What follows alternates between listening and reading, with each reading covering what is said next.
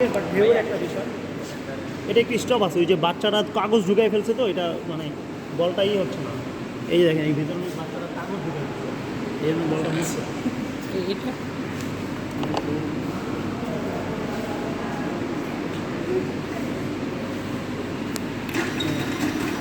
এখানে হচ্ছে আমরা এটাকে বলি মানে তরঙ্গের যে অপবর্তন বা আপনার যেটা কী বলা হয়, অপবর্তনের যে বিষয়টা, উপরেই পার্তন যেটা, হ্যাঁ তরঙ্গের উপরেই পার্তনটা এখানে লক্ষ্য করা যায়।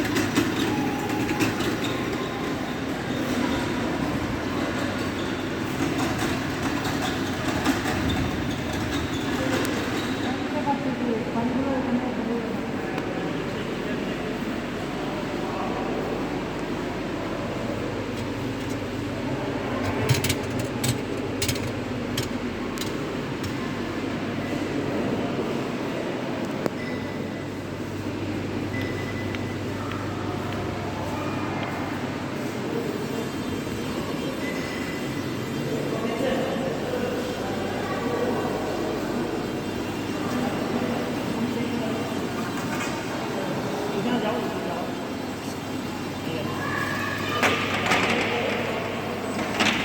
একসাথে নিচে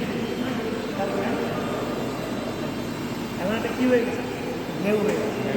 এবার আমি সবগুলোকে একসাথে ছেড়ে দিলাম না, একসাথে ছেড়ে দিলে তো একসাথেই দ্রুত থাকার কথা, একসাথে না দিলে কেন তারা আলাদাভাবে তুলতেছে বা ঢেউটা হয়েছে।